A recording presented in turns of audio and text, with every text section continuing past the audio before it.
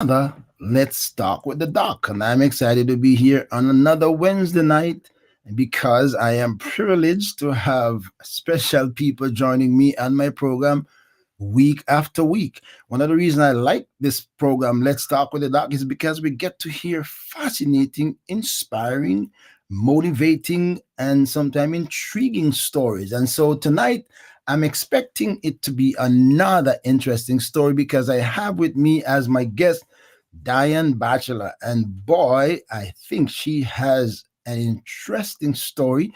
So when I come back, I am going to be talking to Diane. So good time for hit your share button and tell your friends. Guess what?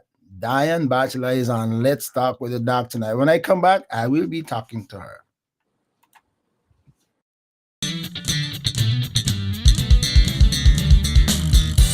ORB Ministry presents Let's Talk with the Doc.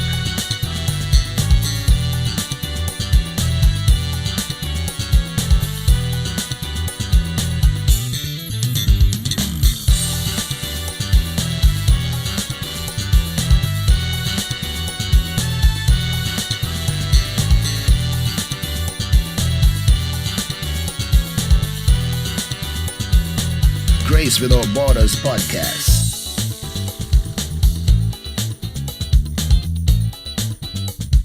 A thought for you.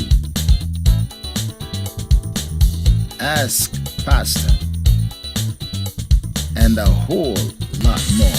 You never know what's next or who will join the conversation.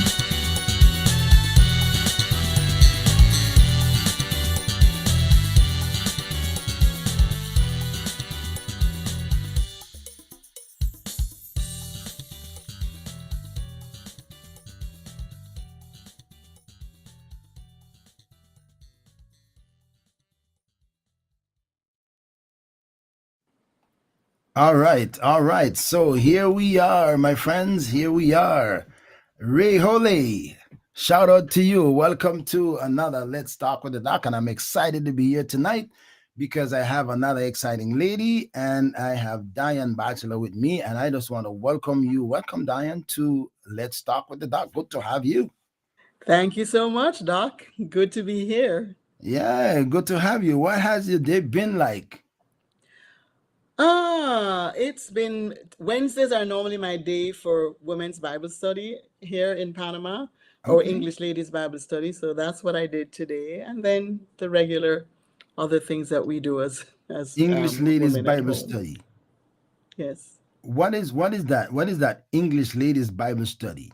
Well, I live in Panama, so Panama, as you know, is a Spanish-speaking country. Okay. Our church is a bilingual church, and so there are activities for in both languages. So I'm a part of and have led for a few years, facilitated the English Ladies Bible Study, or one of them, Okay. and we have that on a Wednesday morning. Wednesday morning. Yes. That's interesting. hmm That's interesting. Why Wednesday morning? I guess it's the middle of the week, and it's a time when these ladies, for the most part, are women who are either retired or stay at home, and so they have the opportunity to take a morning. That was gonna be my kind of next question. If those are retired people or those who don't reach the age for work as yet, or yeah, I work at home. All right, all right. So as always, I normally like to find out my guest's story because everybody has a story and everybody's story is unique and fascinating. And just glancing, as I said, just kind of glancing a little bit on your book, God in the meantime, and listening a little bit to that, it tells me, oh wow, she's got a real story. So I'd like to begin to journey with you on your story by finding out where is Diane born and what was Diane's story like, where she was born, sibling, parent, family dynamics, and a little package. That's when you made your discovery of life. What was it like in the early beginnings? Okay, so my early beginnings, I started by saying I am number two in a family of five. And my older brother was born in a hospital, and every other sibling was born in a hospital. I, on the other hand, was born at home in a little village high in the hills of Jamaica, St. Elizabeth, Jamaica, a little village called Accompong. A lot of Akampong. people I don't I know know. about I know that name Akampong. I know the That's right. name. I don't know the place, but I know the It's a name. maroon town. And so that actually makes me a maroon. All right. All right. So I understand I lived there for 2 weeks. Plus minus. What being a maroon, what's the plus or the minus? Well, I take from it the strength of being of the that maroon heritage. You know that one of our national heroes, our Right. Jamaican national heroes, is Nanny of the Maroons, Right. and her strength, her fortitude was something that allowed a lot of the captured, enslaved people to live free, to live a life of freedom, even while slavery was a thing of the time. Hmm. So I take that strength. I love nature. I love the if you get a chance to fly over the cockpit country, which is a part of that, that in itself is just marvelous and majestic. So those are some things I take away: my connection to the earth, my connection to the strength and the fortitude of our Black heritage, but also as a woman.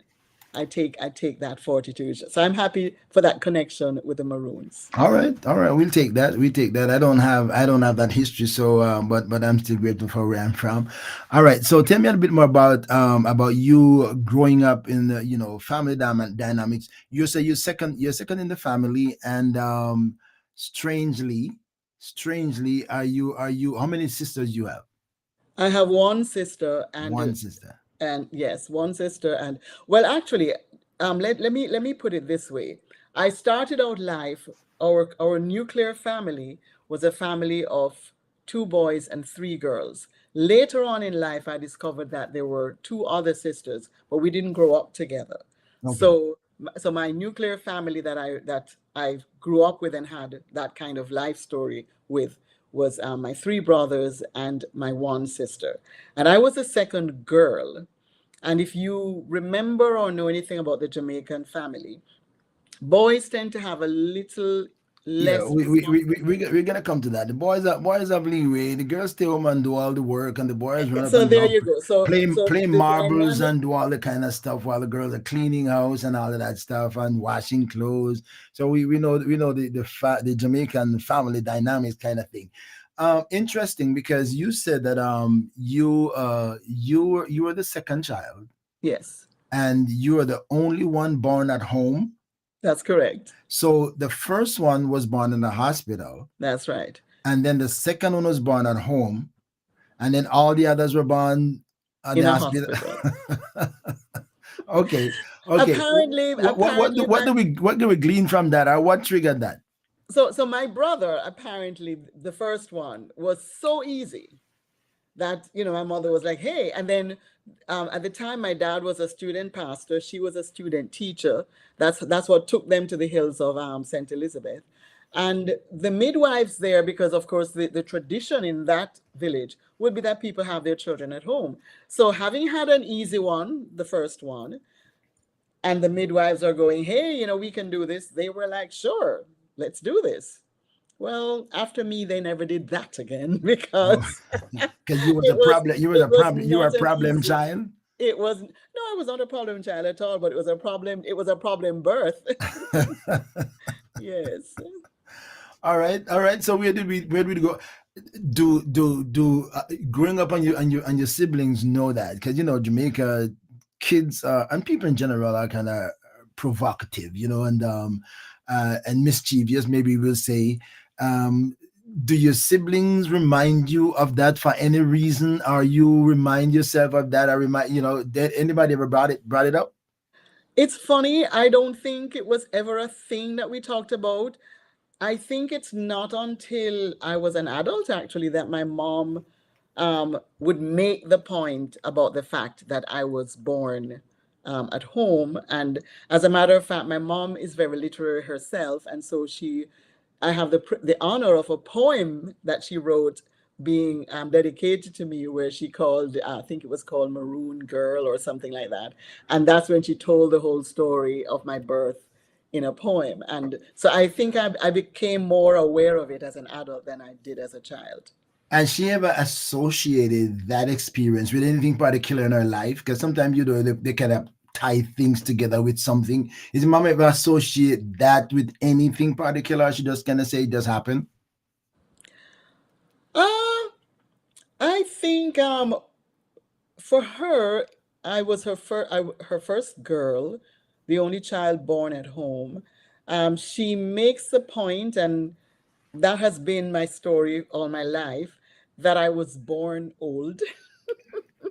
I was born with a certain, I think, older than my years, and Okay. that was something that carried me all through my life. I was told, "Oh, you're so wise, you're so old, you have wisdom more than," and I think she probably associated that with the All right, all right, maturity all side right. of me. All right.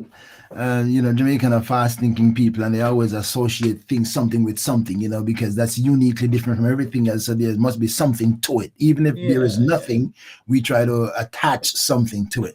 All right. So tell me something a little bit more about Diane now. Growing up, uh, going to school. What was the family dynamics like among your children, your siblings? Because you say your parents were, your father was a pastor, and so you were attached to church in the early days of your life. What was Hmm. that like growing up? Father pastor, attached or committed to going to church whether I wanted to or no. What was that like for you in the family dynamics?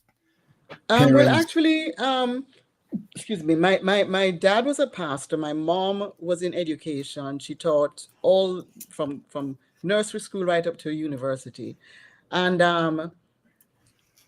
growing up, therefore, it meant that almost in every place that I was either the pastor's child or the teacher's child. Even when I Mm, got to university, thankfully she didn't teach me there. But but there was that. So when it came to the church, I did not have a rebellious attitude towards having to go to church. We grew up in the Seventh Day Baptist Church, mm, which, as I grew older, I realized it's exactly like any other Baptist church, except that we went to church on a on Saturday, which was a Saturday. Sabbath, and we observed the rest period from a Friday to a Saturday evening, and the funny thing about that is that him being a pastor, his churches, um, in the way that they did it, the pastor was responsible for about two or three churches, and the churches were scattered all over. Right. So for us, the pastor's children, going to church meant sometimes traveling from Friday night to stay within the neighborhood. Was all day. Wow. And then traveling back home, because in the long run we spent most of our lives, even though we grew up between St. Mary, St. Catherine, and Kingston, we spent most of our my high school years, all of my high school years, we spent in St. Catherine, and the churches that my dad was responsible for at that time were in St. Mary. Mm, oh So, wow. so yeah, so we would be making that trip on a regular basis. So I think when I got high up in my teens, I began to say, but hold on a minute. This is not rest. If the Sabbath is supposed to be a day of rest, this is And you're not driving rest. 20 It miles to was get like to our church. hardest day. So that's the only time I recall, and my parents allowed us as well. I recall that I would say, you know what, you all go to church. I will stay home and actually rest. Oh wow. Oh wow. Okay, okay, okay, okay. So that's in the teenage. The Yes. teenagers begin to evaluate and begin to Hmm. assess things and start to come up with their own theory and their own way of living. So now you so that is a little bit of rebellion, although it didn't sound like it to you. It's a little bit of rebellion because you know what? I want this thing to be real rest. And as far as I'm concerned, you guys are not resting. So I want to stay within the reign of the scriptures. But it's funny. I look back now and I realize that my parents allowed they allowed me to to express, and as long as I wasn't rude about it, it wasn't, so it wasn't a rebellion really, because they were totally on board with it. It wasn't like I'm staying whether you want me or not. It was that they were fine with it. Yes. Okay. All right. I All see right. somebody just said that they had a Seventh-day Baptist experience as Experience well. as well. Yeah. Yeah. Awesome. Okay. All right. We, I interesting. Now, you said that sometimes you were the pastor's child, depending on where you were, or you were the teacher's child. How did that make Diane feel when you have to be identified, or you were identified by somebody else, right? By depending on where you were.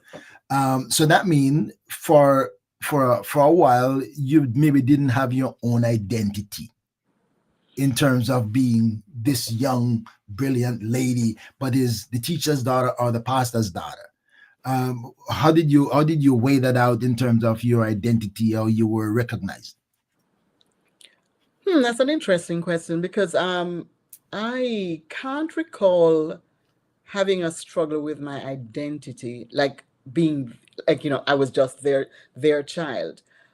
Somewhere along the line, I think um, the way we were raised, especially my father, um, I think he raised us to be proud of who we were, and so there wasn't that. Where there was, so I didn't have a struggle with identity, but where there was a sense of what people expected of me, Mm-hmm. because I Mm-hmm. was who I was, and that was something that I struggled with to an extent.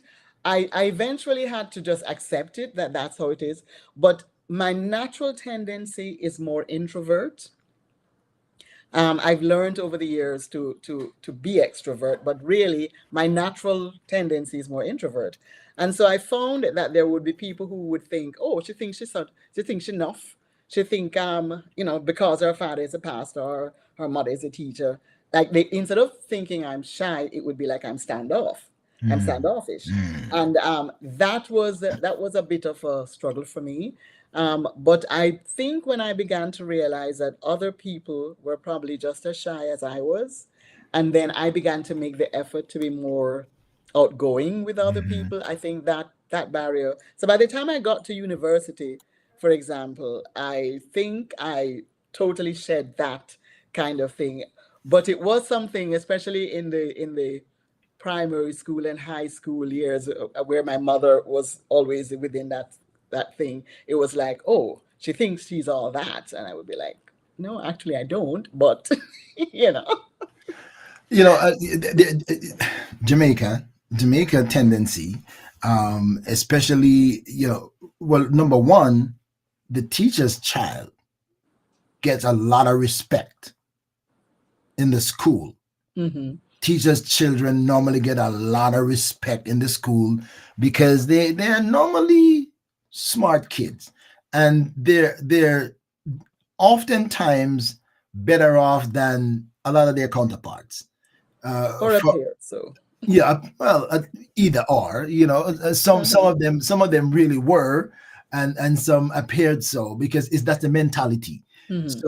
So number one, they give the teacher's child a little more respect and a little bit more good treatment. I don't know why, if it's for favor or what, but that just happened automatically, because when I was going to school, my teachers had kids. Some of them were in my kind of age group, and we were like in the same class and stuff like that. So we kind of know that they get the respect. They, number one, they normally have all their books and stuff that they need, and the average Hmm. person maybe have a couple of books, didn't have all of that. So I see we what you mean. we Yes. consider them to be very privileged. Their school bags, have much more thing in much more books in their school bags. So I'm just saying, some of those, it's kind of psychological and mental Yeah. Yeah. thing like that. It's just like, okay, a perceived Hmm. mentality, and Hmm. so you carry that burden of the teacher's child, and sometimes on the pastor's daughter.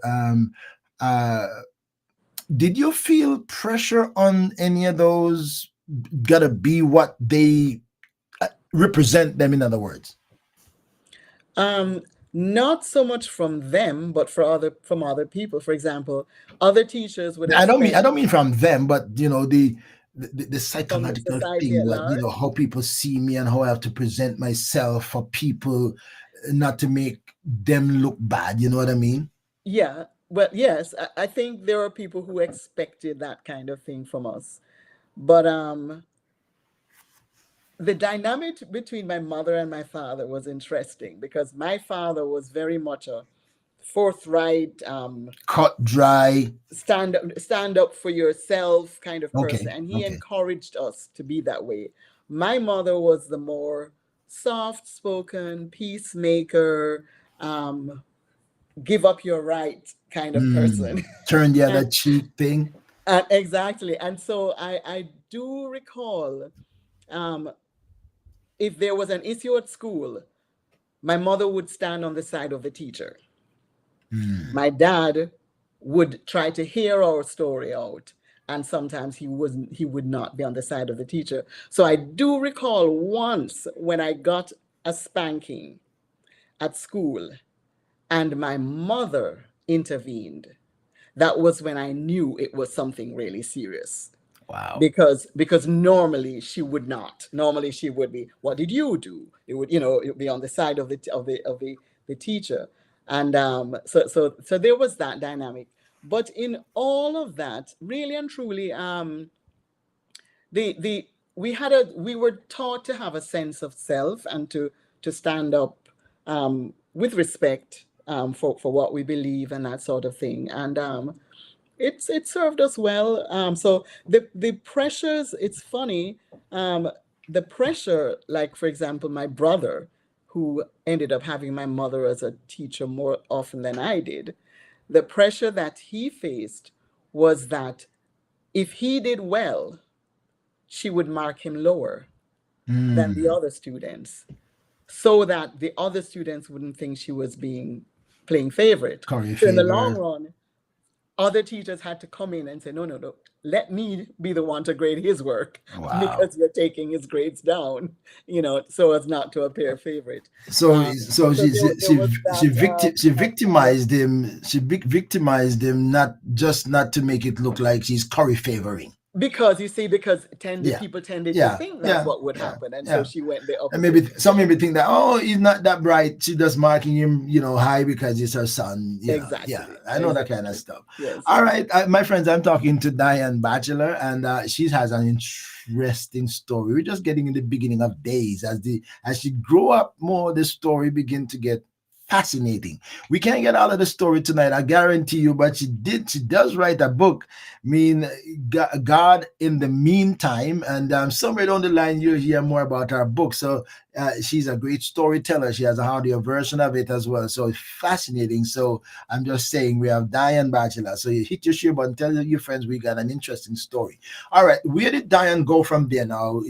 Growing up, and when did you or ever think that you, by the way, your relationship with God, Mhm. did you have an established relationship with God in your young days growing up, or you were just a church girl that goes with your parent?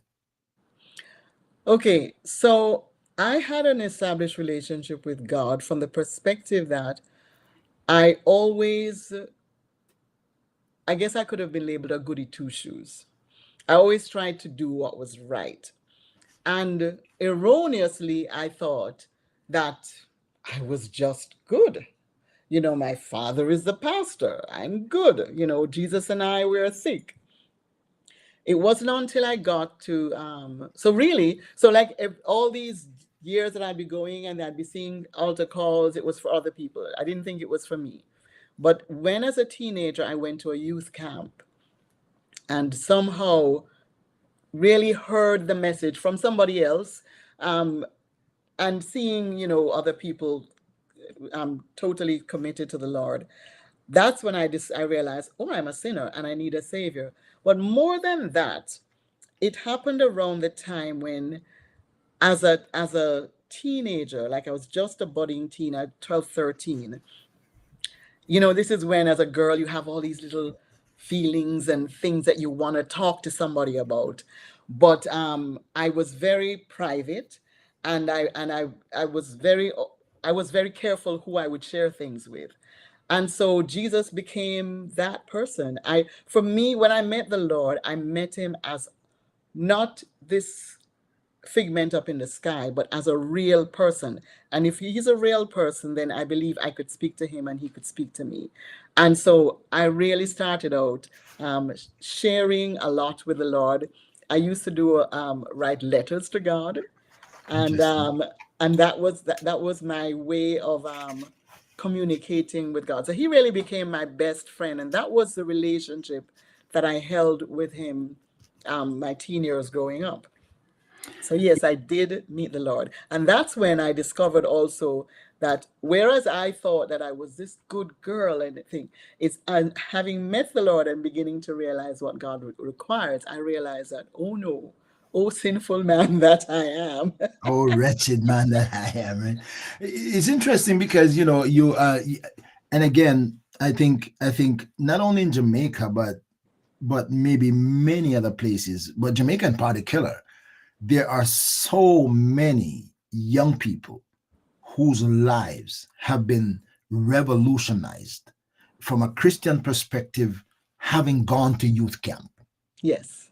I mean, youth camp bears the hallmark of changing young people's lives. And Mm-hmm. so many of us can talk about youth camp, and so many young people who are adults and grown up and become ministers and leaders can say, my beginning was in a youth camp. And I'm listening Mm-hmm. to you say that I've always listened to my father preach.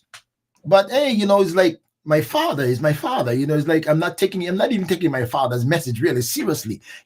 I'm not assessing it. I'm just like, okay, you can't wait for us to go home. So that's the mentality, church finish and we go home. That's the kind of mentality. But having gone to camp Mm-hmm.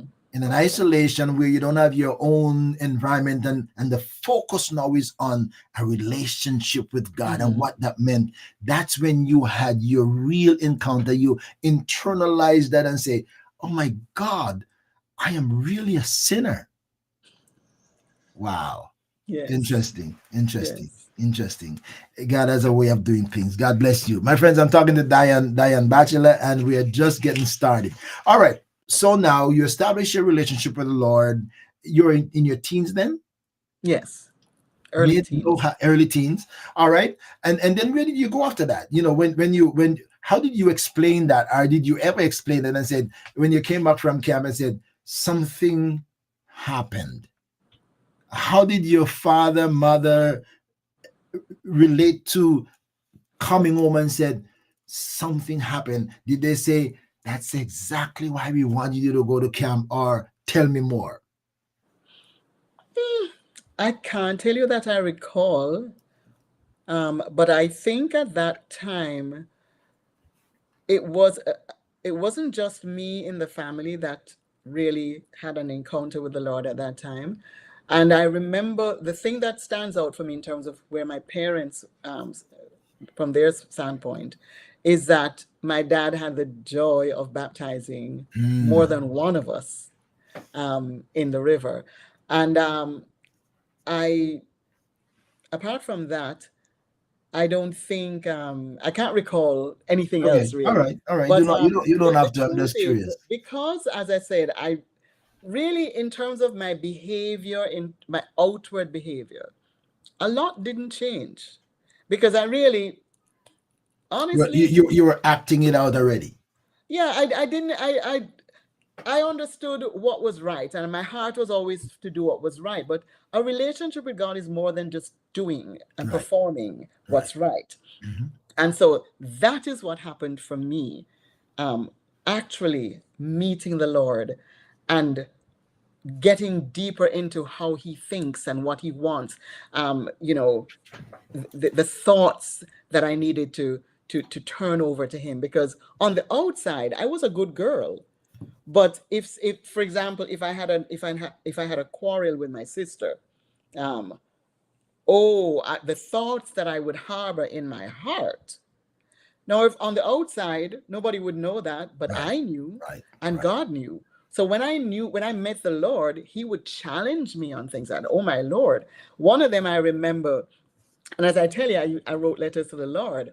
And I remember as a teenager liking a guy and he liking me. And we're doing the right thing of having him come and speak to my father. And so he came and he spoke to my parents. And then my parents sat him down and listened to him. And at the end of it, said no and told me no. Wow. And I was angry. I was so angry. And I remember writing to the Lord and just telling him how angry I am.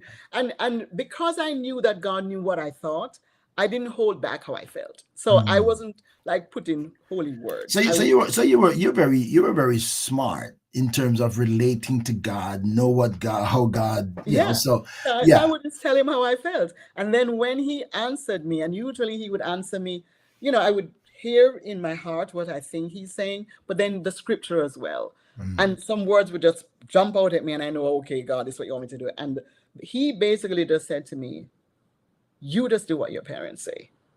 You don't have to like it. You're just gonna do what they said. And so angry, I'm doing it, what they said. And in the long run, I turn back, I look at life and how my life turned out.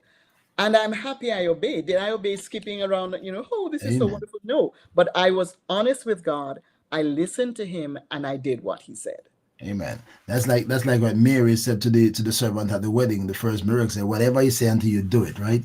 That's what the Lord said to Abraham as well. Better obey your wife because if not, So, all Yeah. right, I'm talking to Diane Batchelor, and fascinating lady. Just meeting her for the first time, so I'm journeying with you as I hear her story. I had an opportunity to listen to a little bit of her book in audio version, a little bit of it. Fascinating story on her book. I don't know how much we will cover tonight, but I know we will cover some of that book, and I hope that you're gonna get that book because you will love it. All right, tell me now, where did Diane's life go? Got to become a Christian now, high school, I'm in teenage. Okay, what did you project where you want to go with your life growing up? What was your aspiration, and say, okay, I am focusing here because I want to become this or do this when I grow up. Hmm.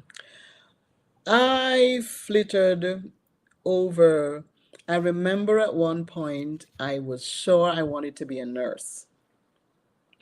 And I think that's because I had this attitude of responsibility at home. And my mom, unfortunately, she suffered with health issues. She was a typhoid survivor, Mm, so that weakened her system a mhm, bit, and mhm, so she tended to have asthma and different things, and so she would be home ill sometimes, and I would be the one. She taught because actually she her mom died while she was in the hospital with typhoid. mm. And she didn't even Oh, know that her mom had died and was buried wow. because they were so afraid that if she had found out, she would have died as well. Mm, So, wow. so when in growing us up, she never thought of herself as somebody who would live long. And Really? I'm skipping to go Hmm. back Hmm. that. But so for that reason, she insisted that there were a lot of things that she would have normally done for us that she wanted us to know to do for ourselves. Mm, So cooking and taking care of ourselves and all of that was something that I would, and especially me being the second first girl, was something hmm. that I was quite adept at very early. And so when my mom would be ill, then I'm used to taking care of her, getting everybody else organized, da, da, da, da. So all of that had me thinking I want to be that kind of person. I wanted to Hmm. go into nursing. Then I'm not sure what made me change that, and then I wanted to teach. um, I wanted maybe also following my mother. A I continuation of wanted what she has been. Okay. exactly. I wanted to teach at one point, and in particular, I studied Spanish at high school and eventually at university. And I thought to myself at one point that I wanted to, actually, before I even went down the Spanish road, I wanted to revamp, and I still have that in my heart, but I realize no, at this stage it's not the easiest thing. But I really wanted to revamp our educational system. I wanted to put more focus on early childhood education, and so I saw myself establishing an early childhood education facility, and just really now I look back at it, what I had in my head was something more along the lines of what is now called Montessori, that kind of thing where I would allow the curiosity of the children to drive the curriculum, that kind of thing. And I also wanted to introduce language learning very early, foreign language learning very early. Then the other thing that I wanted to challenge was this division of science and arts, you Mhm. know, where you're either an art student or a science student. And I wanted to challenge that. So I had all of those things in my head as to what I wanted to do with the education system.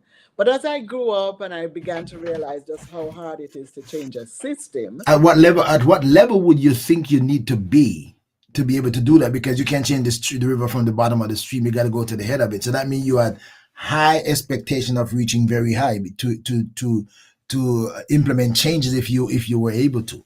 well, that's the thing. I did not. I had it.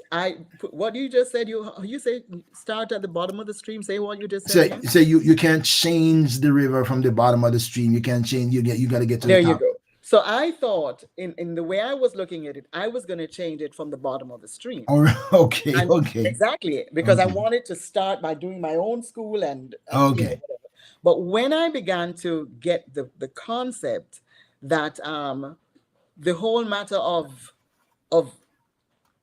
education needed to be addressed at a systemic level, and that was way more than I had Right. bargained for. Hmm. I kind of just Yeah. shelved that idea. So I did go into education, but not at the systemic level, and I did my part in the small in the small way. But those were the things I thought I would do. And then at another point, using my language background, I really thought that I would become a missionary, and that I would um, live it among people whose language is not English, not even Spanish, with some people who would have an indigenous language, and translate that into translate the Bible into that language. And that Wow. was a dream that I had. And it was amazing to see how God brought it full circle, not in the way I thought. And that's what I learned in life, that a lot of the ways that I thought it would go, in a sense, I've done what I wanted to do, but not in the way I thought it would happen. As I wrote in the little lead ups, you had your, or maybe still have your idea of what you want life to become, and but not the way how God planned to make it happen. So you have to adjust. You have to adjust to fit into God's frame, because He was not adjusting to fit into yours. Sadly, I thought. Sadly, I thought at first. Sadly, I'd like, No, okay, all right, all right. no, I wouldn't change a thing. Now I'm happy that you didn't follow my Yeah. direction. All right, okay, all right. So what I'm hearing here is that you have always wanted to be an agent of change, Yes. an agent of Yes. change. What is your lingua? What's the versatility of that?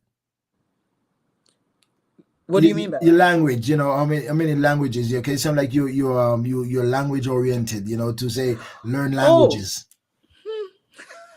well, I studied Spanish in high school all the way up to university. That was my major, actually. I at university I did pick up French, and actually was speaking French better than I spoke Spanish, because my teacher did not speak English, so that was perfect for having to force the speaking of the language. Hmm. However, both languages I didn't use for pretty much ever. And so I lost fluidity in both languages. Living now in Panama for 18 years now, That's a I- long time. I've had to revive my Spanish, and even then, because the community that I surround myself with are largely either bilingual or English speaking, I have not found that I have to be as fluent in Spanish, which is a little lazy of me, Yeah. but I get by. I studied for a little while in Holland, and so I picked up enough of the language to understand sometimes when it's written or spoken. I can, especially within the church setting, I can follow and understand most of it. But that's it, I think. And of course, my patois is excellent. My Aha. Jamaican, Your patois is excellent. my Jamaican is excellent. Bottom line, bottom dropout patois. Okay. Well, that I can say as well. I have patois to the core. Every fiber of me has patois in it, but I learned how to manage myself. Um, all right. Okay. So, growing up now, you're getting to. I heard you talk about something on the about the music in the university. You got musically inclined or get Oh, I attached should to. actually, I meant to say that. Church for us was something that we enjoyed as children growing up. And one of the things is that the church that we were a part of was very musical, very, very musical. And our family was a musical family. And so singing, both as a family, as my sister and I, at one time, we were the Thompson sisters. We would sing on the radio, sing, at concerts and that kind of thing. When I got to university, I became a part of a group which is still functional, New Creation, which I knew new creation. I well, there knew. you go. I knew when I heard. I said, "Oh, really? Well, there you go. Whoa!" There Almost you go. everybody in Jamaica know about new creation. Well, I don't Back know then. these So days. It's been such a while since we've been the, but yeah. and these days, we call ourselves New Creation Generation International, Oh, because over the years, our children have some of our children have become involved, and international because we are scattered all over. But thankfully, before COVID even made us realize how much we could do online, the Lord called us together and spoke prophetically to us about coming back together as a group and ministering. And at the time, we were like, how is that ever going to be? We had people at the time, I think we had people in the UK, in different scattered parts of the US. We were in Panama, some people were in Jamaica. I don't know if I'm missing out somebody else, but we were all scattered. So, how would we do this? And I think the Lord wanted to show us that, listen, I am big and I can do if I say it can happen, it can is there happen. anything too And hard for so God? that Right? very year, after He had called us together and spoken to us that way, do you know that we were featured at Fun in the Sun on stage with Kirk Franklin and all these other people that same year? And we Wow. were like, okay, God, if you could do this, you can do anything. And so we have continued over the years. We have done a few online virtual concerts, virtual showings, and we continue to. We've now using the technology. We put recording together. Different persons add their parts and We put the video audio together, That's and interesting. we're still in ministry. That's interesting. Maybe you should send me a link of something that I could actually listen. Take a look or listen at the virtual connection. Technology is so advanced, and it's amazing how they can utilize these things and the impact they can have around the Well, world. let me hurry to say we are on Facebook, and our page is New Creation Generation International, and you will catch some of those recordings there at this point. New creation generations international. Generation International. New Wow. Creation Generation International. That's interesting. That's Yes, interesting. That's interesting yes. that I'm finding out that I'm talking to a member of New Creation. And you imagine that they've been around. They've been around. Wow. So you sing? Do you play instrument as well? No, But you sing. my parents must be rolling in their graves because they tried so hard. We had a big old piano in our living room, and I started the music lessons. And we had a lovely music teacher at San Diego High School, and he was doing private lessons with me. But my dad wanted me to come home and just be playing right away. And when you're doing formal music lessons, they want you to learn the theory. So I was doing Hmm. a lot of theory, and my dad wanted. So I was getting all this kind of pressure, and I was like, you know what? Please, just stop, just stop. And so we stopped the lessons. So I learned. I kept for years in our family devotion, I would play chords. And so I could accompany myself and accompany songs with just chords. But shamefully, I have to say that I never did learn to just read the notes and play and Mm. that kind of thing. And I've lost most of that. Yeah, the notes, the notes, the notes, the notes. Yeah. The notes are traditional, but notes today are less relevant now because the power of music now is in being able to do all the progression and transpose and do all To the crazy hear stuff. and The air, yeah, playing by ear and can do all yeah. the variables. That's where you can flex your muscle as much as you want. You can go longer if you want. You can change. You can go an octave up, and you can do all the crazy stuff now with if you can hear and feel. All right, my Hmm. friends, I'm talking to Diane Batchelor. All right, so okay, all right. So where did Diane's life go now? Now she's I'm not going to be the somebody's putting up the link up here. Who's so nice, right? NGNGIG. Somebody's really up there. Oh, Oh, okay. Cheryl Spence, Lindsay. Thank you for that. Actually, Cheryl is one of our members. Yes. Oh, all right, all right. I'm in the Thanks, I'm in Cheryl. good company. I'm in good company. All right, all right. The new creation.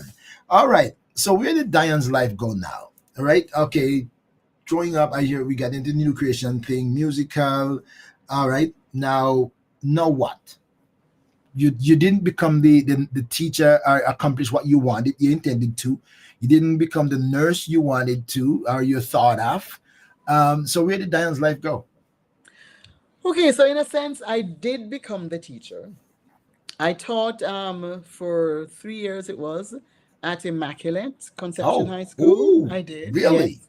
Really? Thoroughly enjoyed it. Thoroughly. Really?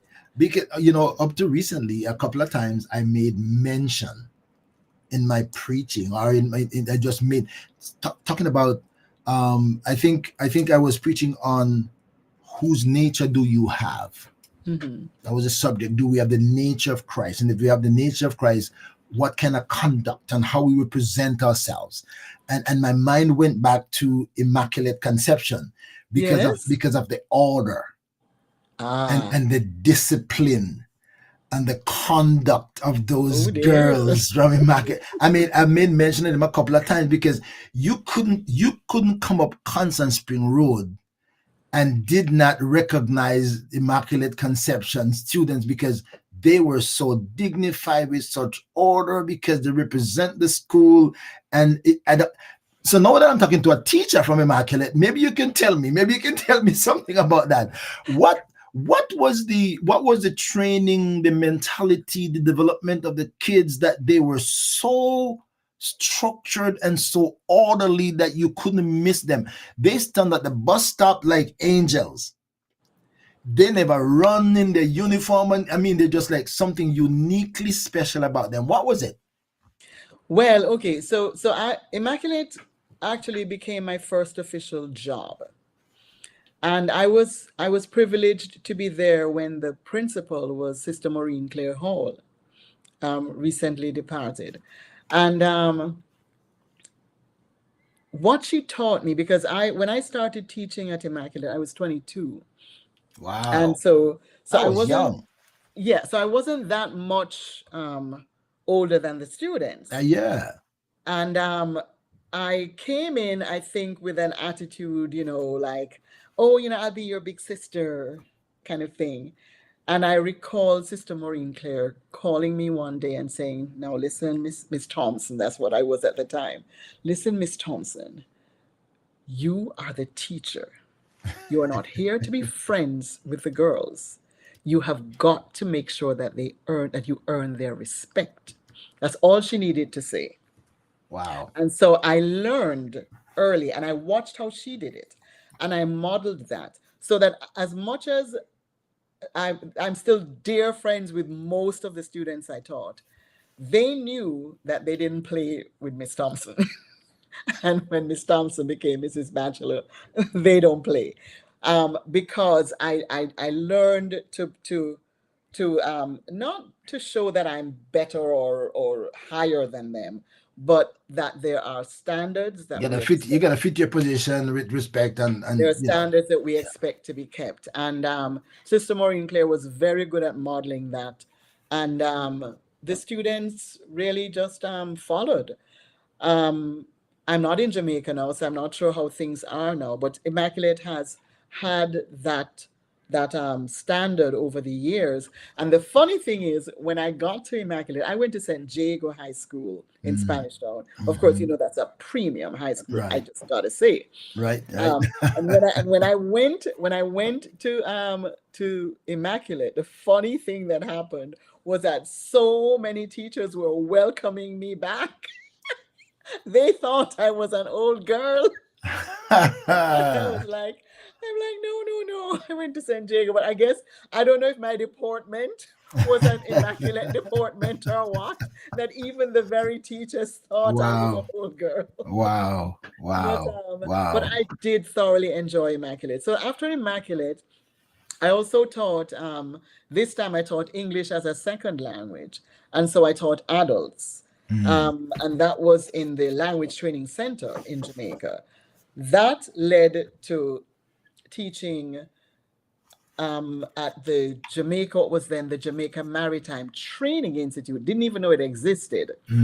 Heard And about that so too. I started teaching there. I taught English first, technical English, and then Spanish.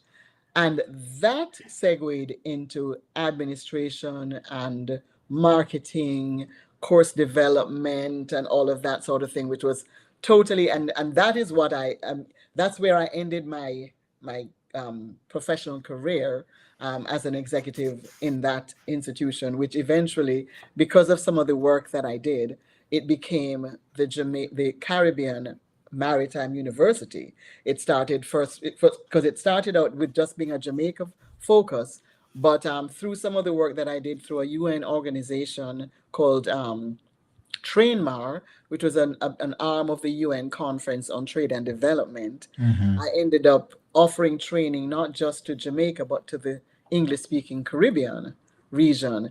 And therefore, when we brought in tertiary education, it was not just for Jamaica, it became regional. And so we became the Caribbean Maritime Institute Maritime University instead of the Jamaica Wow, Maritime. wow. That's So, that's that's some journey. That yes. that is some journey. Believe me, that is And some the journey. funny thing about that journey is that my mother, my colleagues at high school, etc., always said I didn't have ambition because really, what I really wanted to do, and I said it from I was a teenager. So I tell you, I wanted to be a nurse and I wanted to be a teacher, etc. But what I really wanted to be was a mom who stayed at home. Really? Yes, Well, now, ever now, since. now, now I know why they say, because a typical Jamaican say you have no ambition, right? Is Exactly. That's what I wanted. So all of what happened there was just in the meantime. so hold a second. So hold a second. What what was the driving force behind that? What was so fascinating about that, or why? What triggered that? What made you say, I just want to be a stay-home mom to take care of children? I'll tell you, my mother was amazing. She was she before oops before I was 5, I was reading all sorts of English literature books and that sort of thing. My mother always read to us. She was amazing at telling stories and that sort of thing. But when we were growing up, my mom, we were five children. And now I know she was young. To me at the time she was old, but now I look back and she was pretty young, with us five. And so she was actually she was actually studying and working at the same time and managing five little children. So what I would find is that when she had the time to just sit with us, like there would be times when she'd be on holidays, for example, from Mm-hmm. university. Mm-hmm. First it was MICO, and then it was university, and then we would come home from school, and the difference of coming home to mommy at home, it was just amazing. She would have special things for us. In the summer, she would make clothes for us. She would sit us down and just teach us things that I was just fascinated. But when she was at work, she was having to deal with the stresses of life. She didn't have time, and I could tell that had she been able just to do that, it would have just been amazing. She was an amazing mom anyway, but that side I saw as a little girl made me go, that's what I want to do. I want to be a mom and I want to be home raising my children. So, And so, so, so, so it's not that you didn't have ambition. It's that you had a passion. Not I, what some was thinking that you don't have no ambition. They say I have a passion. That's my passion. yeah, And Cheryl is actually saying here, when you really understand, it's one of the hardest job and one of the most important job of all. So for those who think being a mother at home with especially a couple of children is an easy job, make a big mistake. Some find that out the hard way. It's not. exactly. So as soon as part of my, which I won't tell the whole thing, but part of my distress in thinking at some point that God was being mean to me was the fact that that was in my heart all along.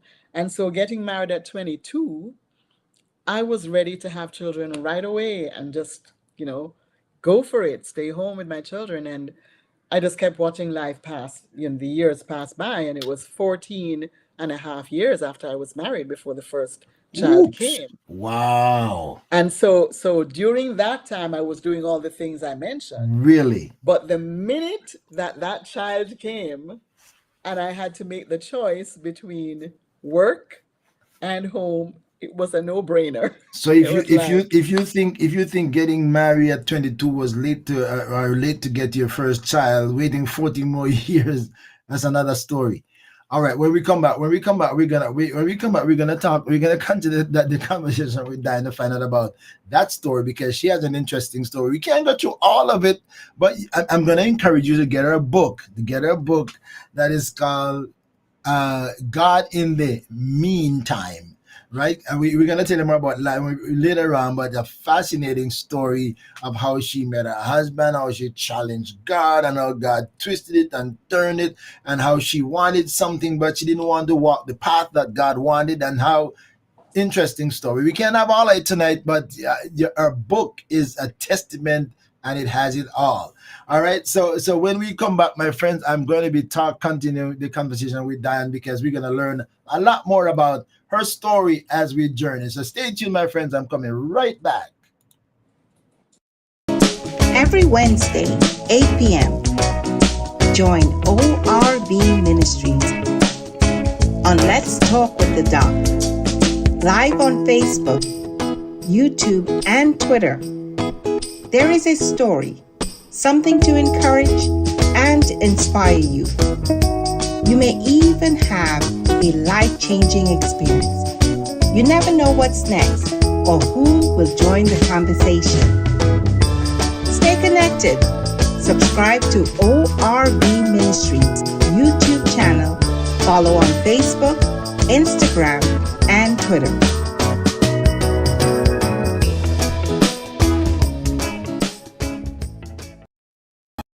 What's your story? Everyone has a story. Do you want to tell yours? Stories are inspirational and unique. Maybe God wants to use your story as a life changer for someone.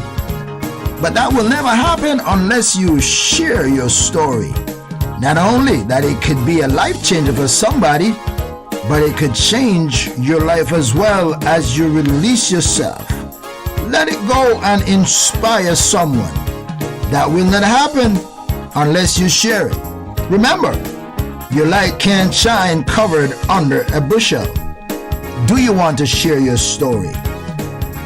Email orbministries@gmail.com and let's talk with the doc. Only heaven will record the impact you might have and the lives you will change as you share. Maybe that's a ministry God has given you to be a source of inspiration, a testimony of God's goodness and how you made it. Are you ready? Let's do it.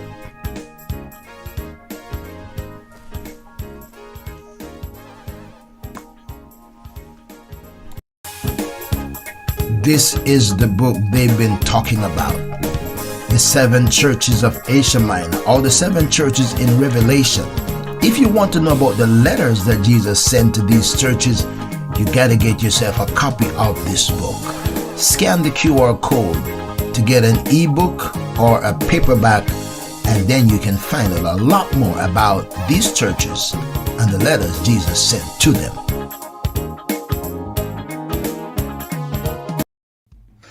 ORB Ministries presents Truth Matters. Join the Truth Matters panel for discussion on issues of the times with host Dr. Orville Beckford Sr. and his panel consisting of Bishop Ishmael Charles, Reverend Joycelyn Barnett, Minister Ava Samuels, Minister Kevin Johnson, Dr. Danette Ming, Bishop Anthony Campbell, and Pastor Shelley Antoni. Nothing is off limits for discussion. Follow ORB Ministries on Facebook, YouTube, and Twitter. And be ready for the next hot topic on Truth Matters.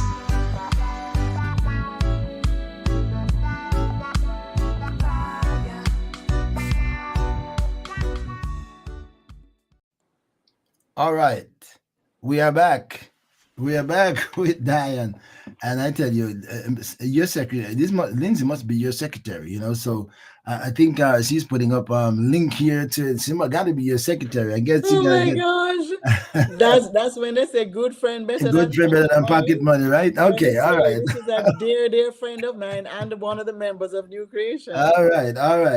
Maybe one of these can get Cheryl on to Let's Talk with the Doc. So what's her story? So maybe I'm throwing it out there to say, because everybody you might want to have Cheryl on for Truth. Everyone has a story, Cheryl. So make your contact. We'd love to chat with you. All right. Okay, so here we are now. Where do you want to take me now? Where do you want to take me in the conversation, in your journey? Which piece do you want to share with us? Is it from your contemplation with God? I'm ready for a husband. I don't like the guy that pops up. This is not my preference. What do you want to tell us in that journey? There's so much I could tell you. The next step belongs to you. I'm gonna leave it to you because you know exactly what the next step was that you would like to share. Okay, I'm gonna talk about the title of the book and why I called it what I did. Okay. I called the book God in the Meantime, and I was making a play on the word mean. If you see, mean is in red because I'm saying, God, I think you were mean to me. And at the same time, I'm saying, in the meantime, what are you doing? And what happened to put that in perspective? I mentioned that I got married at 22, and it wasn't until 14 and a half years later. That's a long time later. That's a long time later that the first child came, and I was not a happy camper. Wow. Did you lose hope? Or I'm sorry? Did you lose hope? Yes and no. Okay. I wasn't allowed to lose hope. All right. Okay. And that is the thing. There are people who say, "Oh, you're such a woman of faith," and I'm like, not really. It is that God was so faithful. And so what it was is that he had spoken to us, and so both myself and my husband, we were assured and kept being assured that we would have children. As a matter of fact, some of you may know Dr. Miles Monroe, Mm-hmm. and I remember New Creation actually was singing at a conference, and Dr. Miles Monroe, at the end of somewhere during the message before he spoke, he called me up and asked me to bring my husband up. And we were there, and he said, he just looked at me and he said, "You have an ovary problem." Now, I didn't tell anybody. I knew that I had an ovary problem, but I didn't tell him or anybody else. He says, "You have an ovary problem, but you will have children, children that sing." Wow. That's what he said in front of, I don't know, maybe 1,000 people or more. Wow. So it was one of those things where you just really and truly, you're not allowed to give it up, because So you are in awe because now this is really real. This is really real, that now you feel that God has just spoken again, because nobody told a story. Nobody made a prayer request.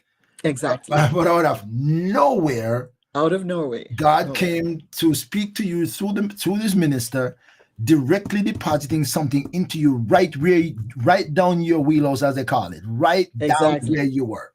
right.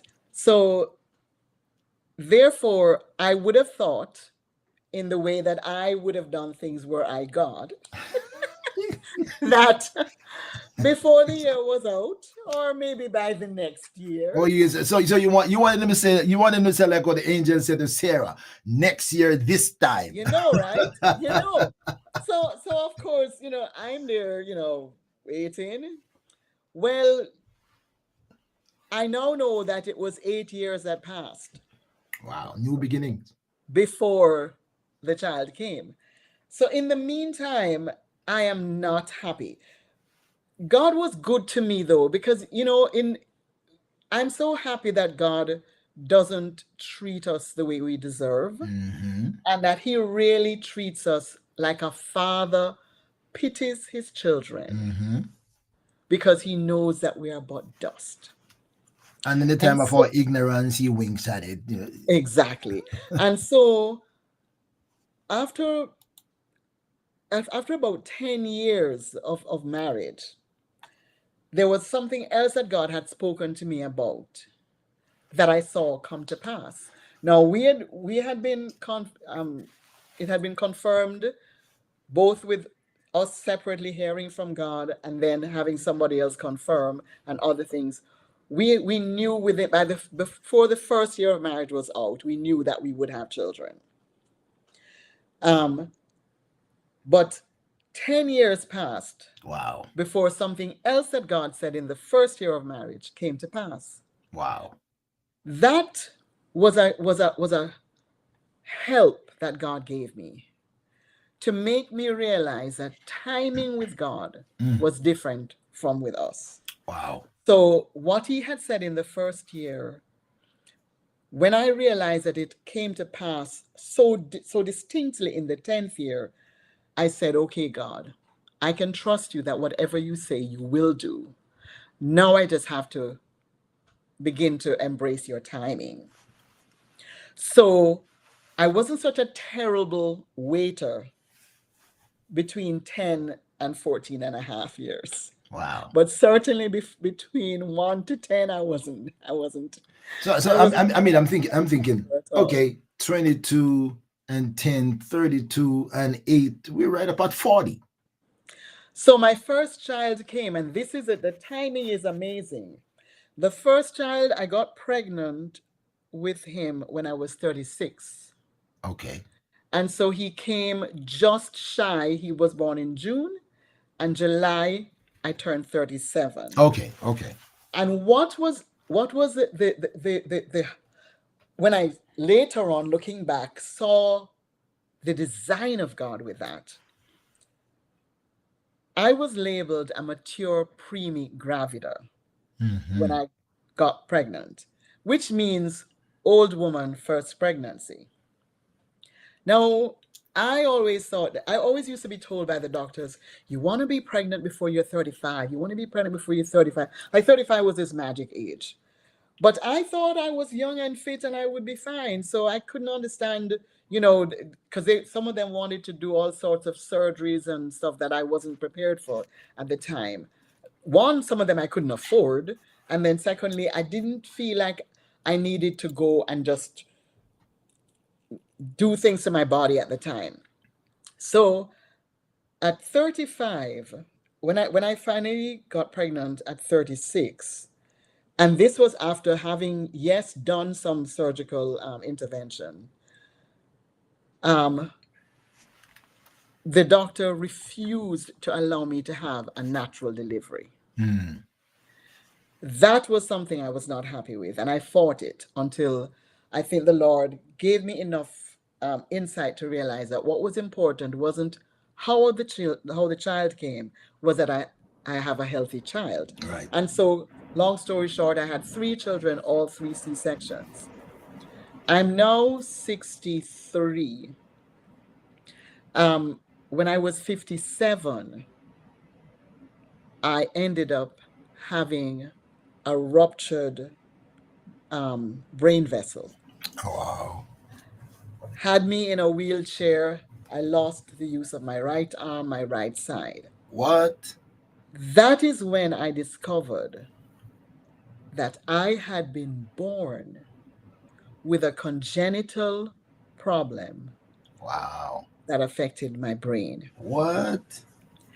And the marvelous thing about it was that my brother-in-law, who's a surgeon, his first comment when it ruptured and I was in the hospital, the first comment he made was, "What a good thing Diane never had children naturally," because Wow. he had seen not one but 2 of his colleagues die in childbirth, and on checking it out, discovered that it was a ruptured arteriovenous malformation. Are you kidding me?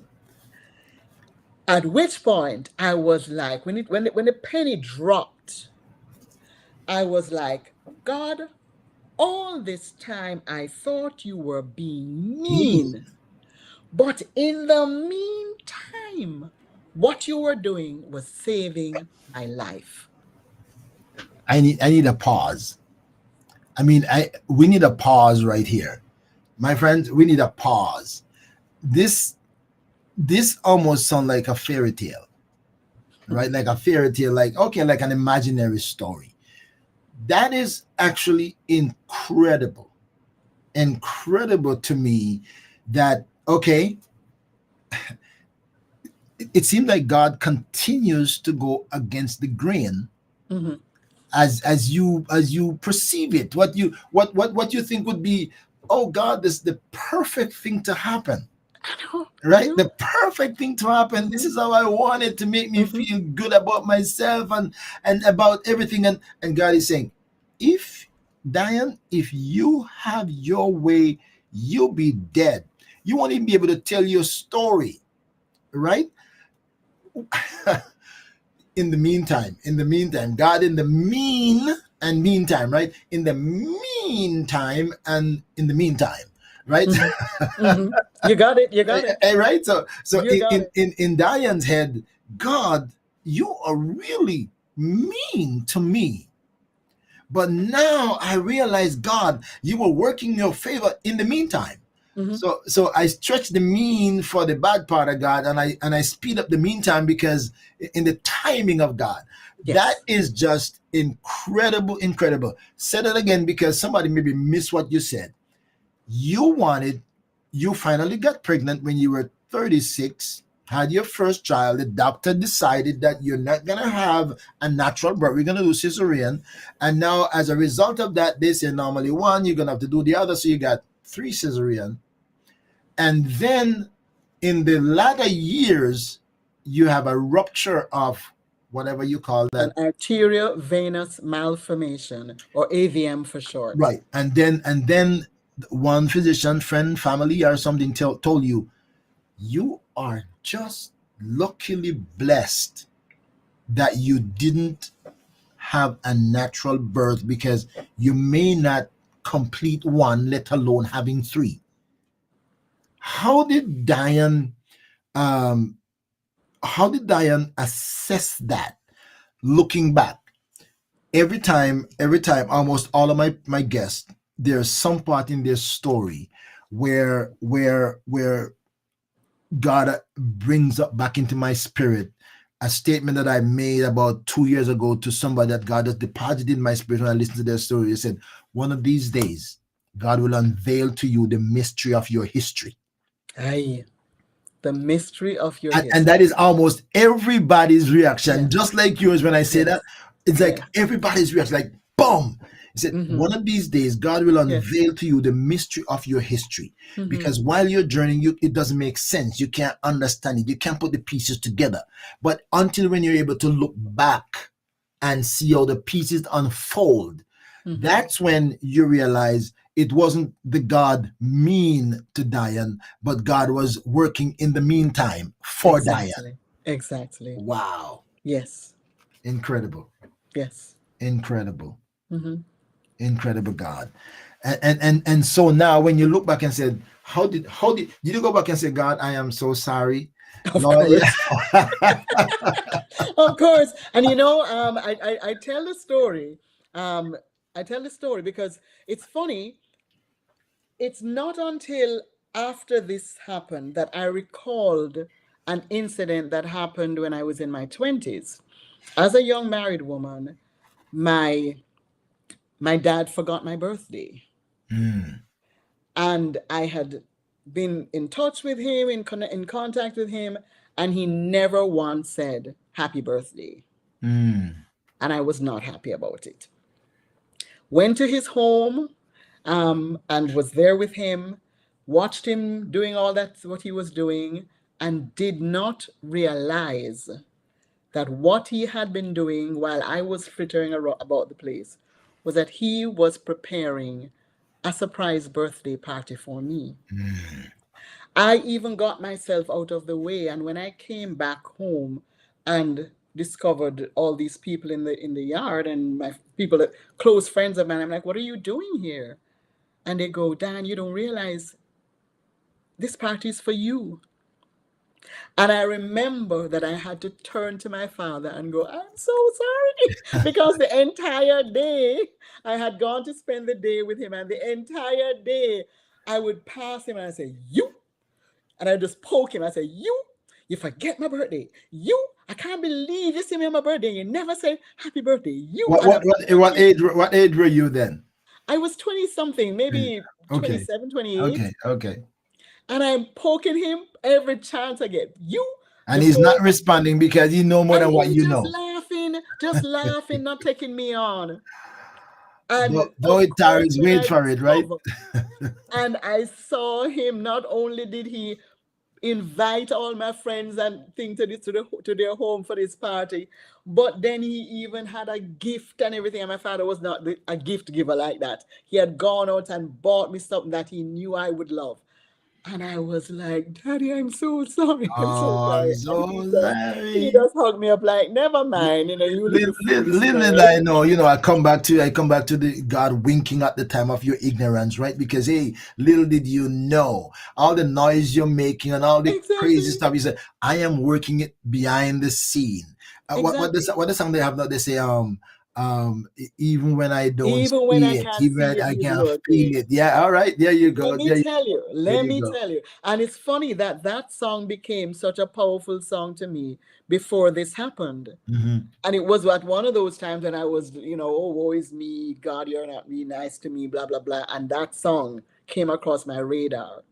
And when I was in the hospital, now when the penny dropped and I realized what God had been doing, I Wow. was just like, oh my goodness. Chevelle Franklin has a song, "No foreign God can Mm, take your place." wow. And I tell you, I spent most of my time in the hospital just playing that song on repeat with the one hand that I could raise at the time up in the air, just going, no foreign God can take Incredible. your place, Incredible. because he's Incredible. just amazing. Incredible. Incredible.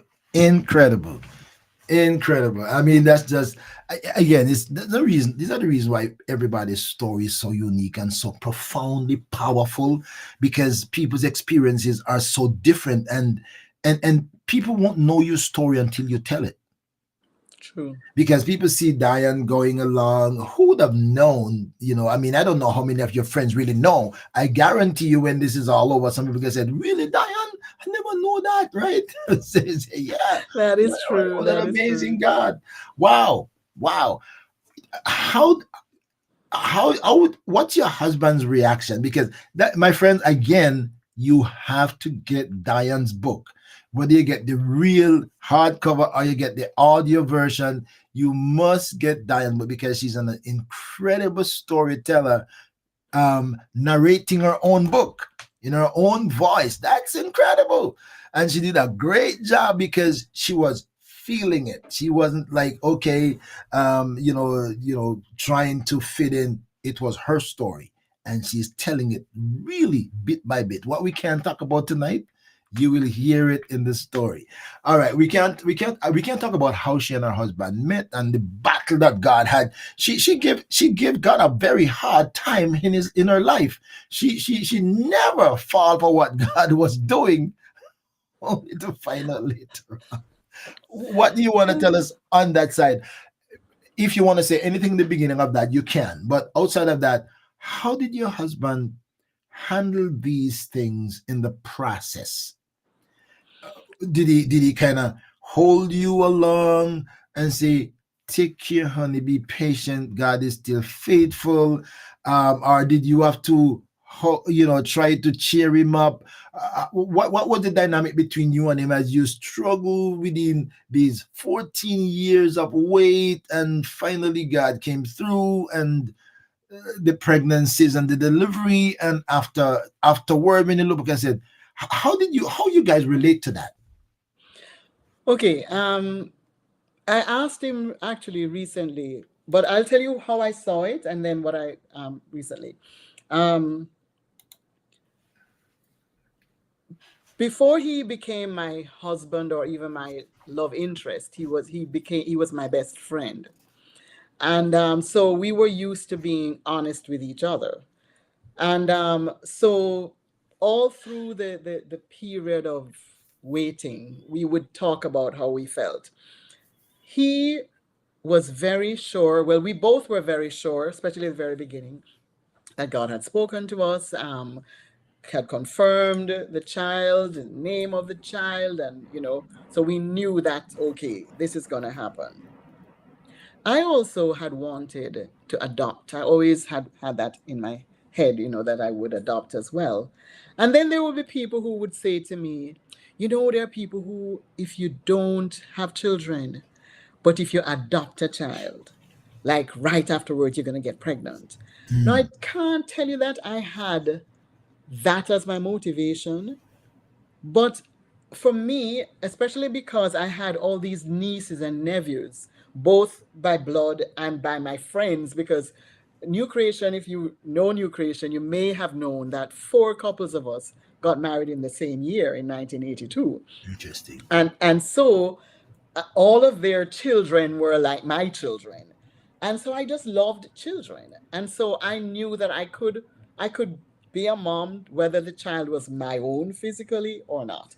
However, my husband, he believed that God's word was that we would have our own children. And so whereas he would say to me, Dan, yes, I'm open to adopting, but we're going to have our children first. And so that was his attitude. Then you may imagine that with the waiting, there was a lot of medical this and that and the other. And there came a point in time when I was tired of it, just tired. I didn't want to do anything more. I didn't want to take any more tablets. I didn't want to go to any more medical examination. Da, da, da, da. And he was, Diane, that's okay. If that's how you feel, that's okay. And I thank God that he wasn't, because there were people who would tell me, oh, maybe your husband will go and find somebody else, Mm, or he would be upset that you're not having children. Honestly, that did not happen with us. He really gave me the space to mm. take the time off from all the different doctor this and that when I needed it, and when I was ready again, then he was walking with me, going through the things of the doctors. And And it and was and and and that is priceless.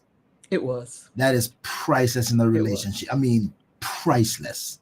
it I was won't say any more on that, but I'm just going to leave that there just in case somebody's listening here. That is priceless when you can be there with your spouse in the down times, and the uncertain times, in the good times and the bad times. I'm going to Mhm, leave it right there, but that was mhm. priceless. Yes, it was. And um for him, because I tell my story, and recently, so I asked him, I said, what was Father's Day for you?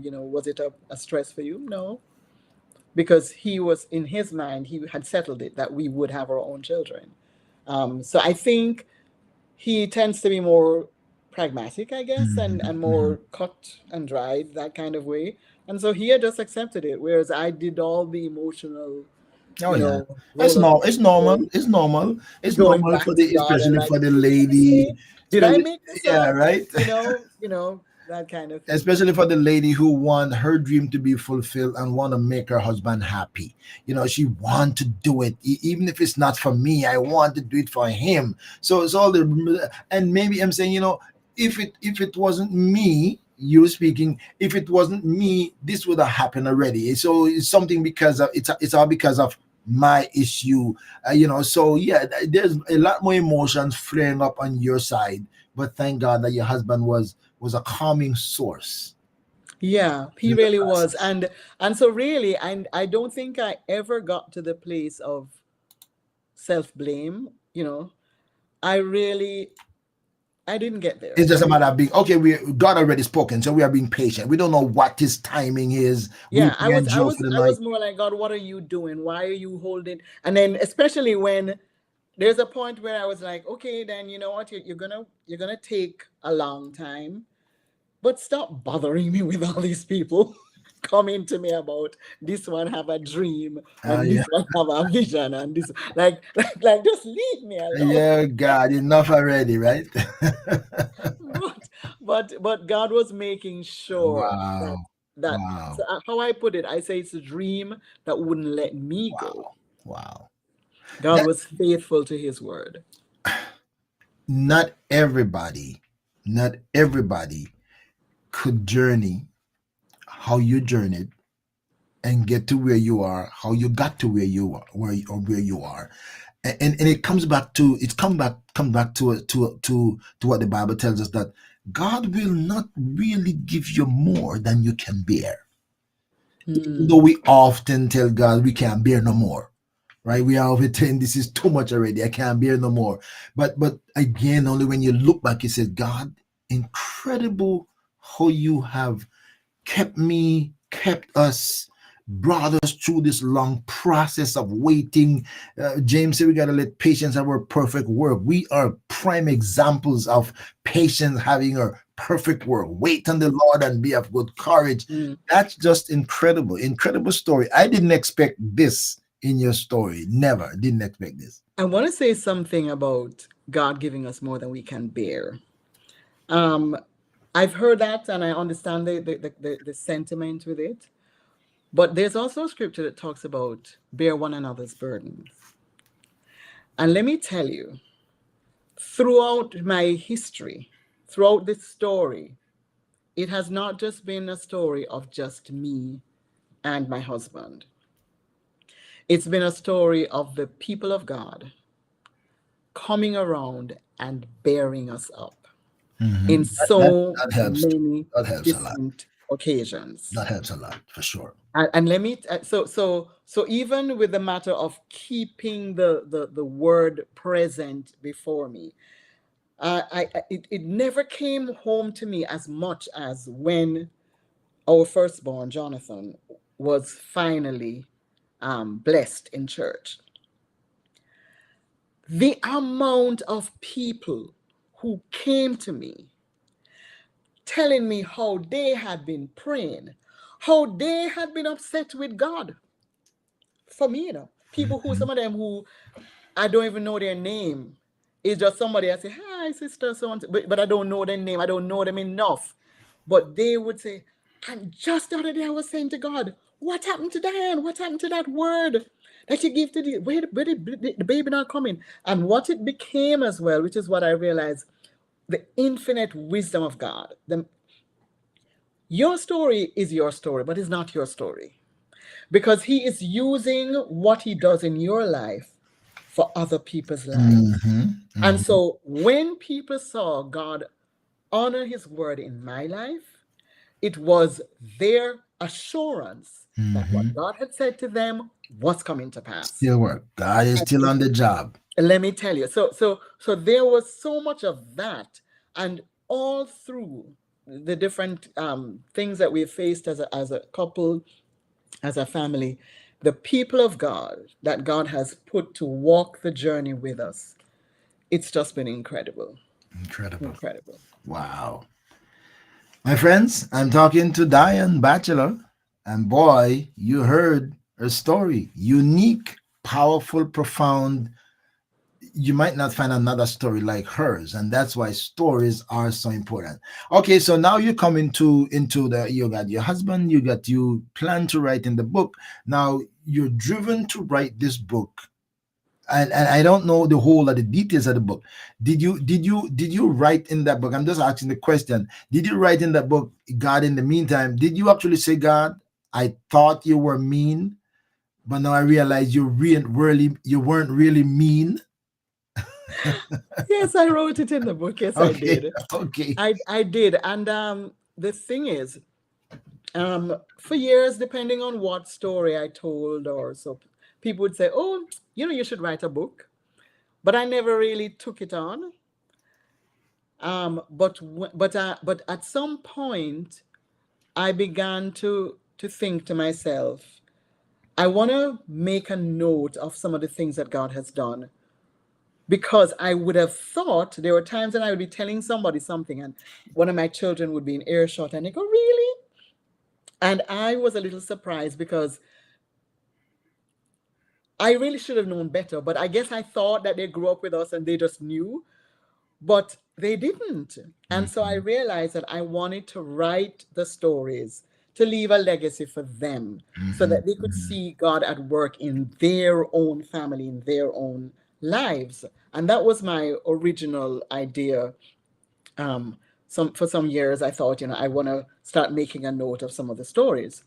Then when the brain bleed happened, and the perspective, like the scales fell from my eyes, and I could see that God had been working in such a fabulous way, I knew exactly what I wanted to write. But at the time, I was busy trying to regain the use of my right side, learning how to walk again, and all of that kind of a thing. Wow. And so, it was just one of those things. I kind of shelved it a little. A church, they had asked us to share as a couple. And so the notes, when I had finished, my pastor said to me, give me a copy of your notes. And you know what? You should really take these notes and turn it into a book for your children. And I thought, yes, I'm going to do that. But life was going on. But when I turned 60, because I told you this brain bleed happened at 57. Right. When I turned 60, a mutual friend of ours said to me, Dan, this is a milestone year, and especially since you probably weren't going to make it to 60. Wow. So we really should do something special to mark this year. And I was trying to think what I could do. But, as I told you, all my close friends are scattered all over. I live in Panama. And I thought to myself, if I do something in Panama, it's just the Panama people. If I do something in Jamaica, just the Jamaica people. Somebody suggested maybe you go on a cruise. And I couldn't think of something. And one friend of mine said, why don't you write the book? And I thought, yeah. And that was about February. My birthday is in July. It was about February. You're born July? Yes. What date in July you The born? 20th. Don't tell me that. You born the 20th of July? I'm born the 19th. Oh, there you go. Good man. Good man. 1920, we're counting. The 20th Wow. of July. That's my birthday. Yes. And All right. so I said God had set it up that I had met a woman or heard of a woman who was what was considered a rocket writer, and she helped people to write fast. And so I got in touch with her and I asked her, it was a February, either late February, early March, and I said to her, do you think I could do this in time for my 60th birthday? And she gave me all the parameters. She said, if you're disciplined and you do da da da da da da, we can do it. Her name is Kamika Ruth Taylor. And she is who guided me through the process. And by the 10th of July, I had the digital book out, and the rest is history. Wow. But the beautiful thing about God, I need to tell you God now. So I started out telling you that my dad was a pastor. We used to go down to church in St. Mary, even though we lived in Spanish Town and thing. You know that it wasn't until we were doing the launch, and this was in 2020, lockdown, eh? Right. So we were doing the launch virtually. And at the end of the formalities, people were still online, just chatting. And a friend of mine said, Tracy Key, which is a joke, an inside joke between the two of us. And I only hear somebody else say, what do you know about Tracy Key? And I'm like, hello, somebody else. Because, I mean, it's a very remote little village in St. Mary. And so we were like, who is it? Turns out that it was Ruth. Oh. My publishing guide, coach, whatever. Turns out, and I'm just going to run to it, her grandmother was baptized by my father. Oops. They went to my dad's church. Her mother was blessed and baptized by my father. Wow. We knew nothing of this connection at all until after we'd already done the book. Wow. And wow. So I'm just like, God. Here we go again, right? So I always think of God my as goodness, looking wow. on and laughing and going, what I know that you don't know. Wow. So all this time that we are working together, we had this connection and never knew it. It's like I could only associate that with the men on their way to Emmaus, right? The men on the way to Emmaus, as Jesus came and talked to them and said, it's after Jesus left, that they said, did not our hearts burn within us when he talked to us? That both hearts were burning and nobody said anything, right? Did not know. Did not. If my friend hadn't just trying to be funny and said Dresiki and made that connection, we would not have known. Oh, we would not have known. Wow. Amazing God. Amazing God. God is still amazing, right? He does it at the right time so that it was not an influence. There you go. Negative or positive. There you go. For the process. We had no idea. The process was complete. They said, hey, guess what? You know what? You got connection, didn't know. So the job is there will be no bias. There'll be no bias or no preference or no whatever in the process. So it's just like clean as slate. That is, again, this is too much. Let me tell you, mind blowing. I was like, what? This is too much. This is too much. What are the chances? What are the chances? What are the odds? Exactly. And what are the odds? You couldn't conjure up that in your mind and make it reality. That is just beyond human comprehension. I say, incredible. Okay, right. Incredible. Wow. Yes. Wow. My friends, this is part of the story. I'm sure somewhere down the road, I'm going to have to invite Diane to come back because we don't even break the ice of her story yet. And we got 9:39. What else you want to tell me, Diane? What is fascinating that you want to share with us that I didn't ask? You think it's on top of you that you want to make mention of? Okay, I wanna say I started out by telling you that my natural inclination, even though people who know me will think it's not true, but my natural inclination is really introvert. And so even though I'm really by now totally good with talking and stuff, I try to shy away from that kind of thing. But what I have discovered with this book is that God wants, what was it you said, the mystery of your history? One of these days, He will unveil to you the mystery of Right. your history. Yeah, and that it's not just for you. It's not just for you and your little Mhm, circle. mhm. And I've had to embrace the fact, because when I did the book, I thought, okay, for the children, and I'm marking 60, so 60 people.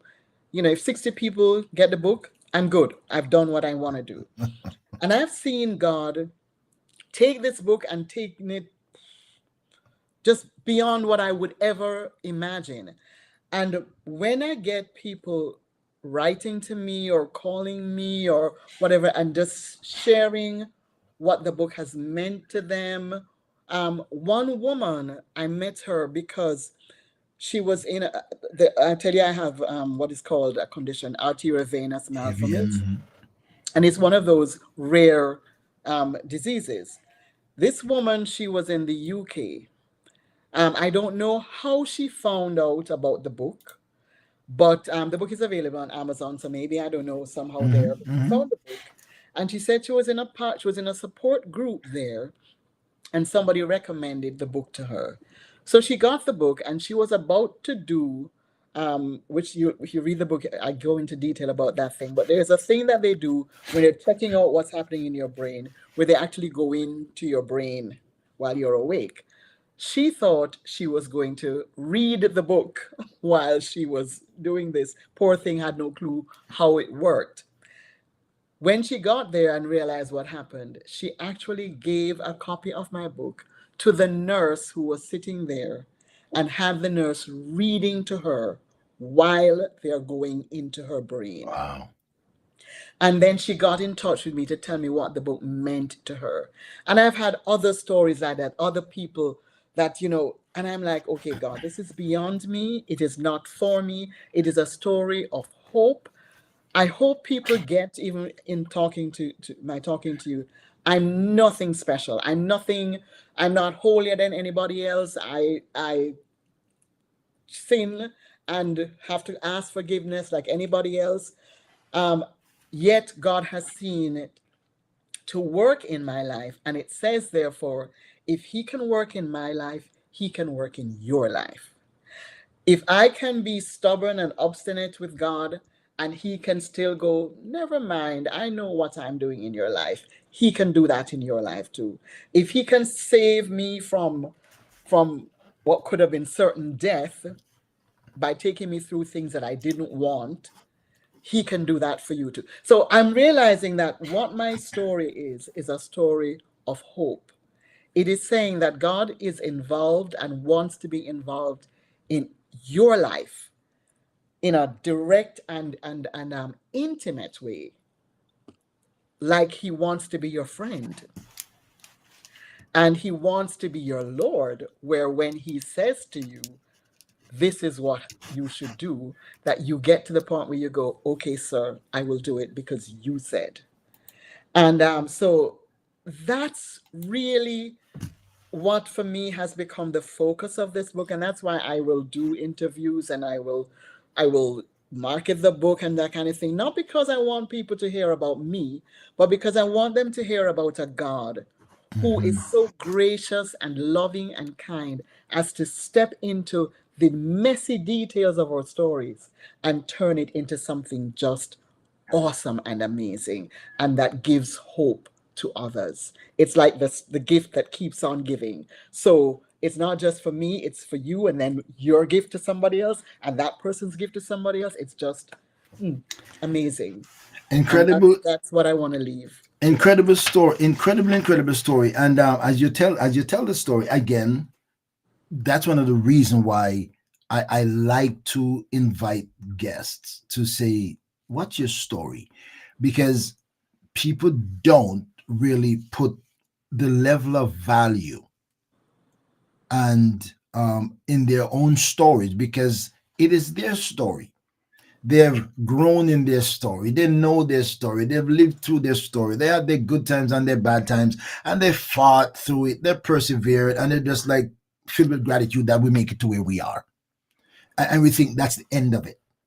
But then when somebody else hears your story and can identify and use it as a prompt or as a stepping stone to say, okay, I'm going to use that as an example to say, God worked for her, he can work for me. Because there are some people, I guarantee you, who have been waiting on the Lord, and it doesn't look like he's coming through.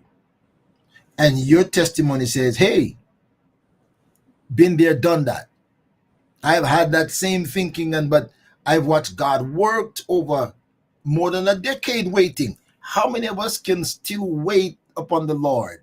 Even though we sing the song, they that wait upon the Lord shall renew their strength.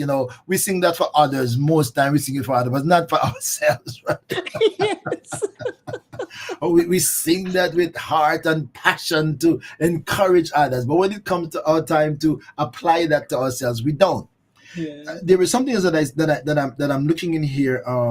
As you talked about that, I'm looking at reminding ourselves, as we said before, even when I don't see it, he's working. Even when I don't feel it, he's working. He never stopped. He never stops working. Yes. And something came into my mind again about the footprints in the sand. The footprints in the sand. I always make mention the footprints in the sand, and I thought you were right there, right? Because you're right there with the footprints in the sand, with the same kind of attitude. The footprints in the sand said, God, the child of God, complained and said, God, well, there was always two set of footprints in the sand. That means you and I were walking all the time. You've been with me. But at my most difficult time, when my life become more complicated and dangerous and out of my control, when I couldn't help myself, when I take a stock, Lord, there was only two set of footprints in the sand. One set of footprint. And then the question was, from the child according to the song or the poem or whatever they call it, is that how could you leave me when I needed you most? Yes. How could you not walk with me when I needed you most? If I could just use my imagination to say, if God is walking with you in the sand, I guarantee you his footprints are not the same size as yours. Right? It's like a dog walking with a bear, in my imagination. Okay. But then in the human mentality, of processing is our own loneliness and being left by God. We don't even pay attention to the size of the footprint. We just know that we see one set, and we just consider the fact that I've been walking, that one set must be mine. Right? So, but then God responded and said, my child, my precious child, when you saw one set of footprint in the sand, that's when you weren't walking. That's when I was carrying you. Yes. So if you go back and take a stock and look again at those footprints, I'm putting that literally, you would realize that's not actually your feet. Those are mine. And I use that to bring hope into the mind and heart of some of us who might be thinking, I've been walking this journey by myself. It is so lonesome. It is so dark. And I wonder sometimes where God is. And God is saying, the only reason you get to where you are is because I am journeying with you and I'm taking you through the dark places. Without a doubt. Without a doubt. Without a doubt. And on that matter of waiting, I'm going to use the opportunity to mention, because I know we don't have a time, but I'm coming up in on the 27th, on Saturday the 27th of this month. I'm planning to do a live where we specifically address the matter of waiting, Mm. because I know that is something that is hard. It was hard for me to deal with. It's hard for everybody else to deal with. And that is something that I'm going to be joined by an author from St. Kitts. She has been waiting for a child. She has faced the heartache of having lost a child, and still is now waiting. And it's something we're going to talk about because it is not an easy thing. And so the theme of that live is it's godly waiting, the stark reality. Because it's Mm. not that it's pretty, and it's, when you're behind it, you can go, oh, we did so and so, but when you're walking through it, Oh it's yeah. difficult. Oh So yeah. that's something. It's going to be a time for questions and answers, and hopefully something interactive. So if you go to my website, dianebatchelor.com or godinthemeantime.com, you can find out how to connect with me on Instagram, etc., and you'll see information about that. But I'd love to be able to, like, I see people writing and stuff, and I haven't Yeah. had a chance, but I'd love to be able on that forum to actually interact more closely with people, to talk specifically about that issue, the I'm sure. way. I'm sure. I'm sure your secretary Cheryl will write that in the chat. You know, Cheryl. I'm sure she'll write that in the because she been popping things up there. You know, I'm Okay, sure. thank you, I'm sure. Cheryl. I'm sure she'll do that. Go ahead, Cheryl, and type in DianeBachelor.com and Or GodInTheMeantime.com. godinthemeantime.com. Thank Yeah, you, yeah. She Cheryl. hasn't done it yet, but I'm sure she's gonna do it. So I can trust her on that one. She's Okay. she's been faithful. Right. Bless you too, Leslie Ann. I see your name just popped up. Yeah, actually, that's my sister, my last sister. You know, that's my last sister in Jamaica responding to. She's always Okay. always on my live on YouTube. But what Wonderful. an incredible story. I hope you'll come back. I hope you'll come back another time because I know we haven't tapped into. You know, when I get the chance to listen to some more of the book, right? I only get a chance to listen to a little bit of it. Okay. There are a number of chapters. I only got to chapter 10. So, and they're maybe Oh, what, there's, from the audio perspective. yeah, there's Uh, 60 and a brota. See, 60 and abroad, and I got the 10. And boy, I'm telling you that if it wasn't that I have something to do, I'd be hooked on it. Just keep on because she's an amazing storyteller. And she does have a story to tell. And there is so much detail in her story. Incredible, incredible. I want to thank you for joining me, my friends. I want to thank you for joining Diane and me in this journey, just to hearing her story. There is so much more in her story that we haven't heard, but I can tell you, I didn't know what to expect when I got a guest on. I try not to know people's story, what the story is going to be like. I try not to know where it's going to go, so I'm going to be caught off guard like anybody else. So I can ask my questions without having any script to follow, and that they can communicate without being scripted as well. So it's more free flow and relax and just say what you want to say. No extra preparation, guys. Because that could become a little static or stoic. Yeah. Let it flow freely. And boy, that was an incredible story. I want to give a kudos to your husband. I heard this name when you were talking about it in the book. I didn't hear it tonight. We didn't get to say what his name. His name is Selwyn. Selwyn. Selwyn. And he likes to tell people, if you're trying to remember my name, I sell and I win. So his name is Selwyn, but it's Selwyn. Selwyn. Selwyn. All right. Selwyn All right. Batchelor. That's the love of my life. I'm a little curious. About when you guys finally came together after. Fascinating.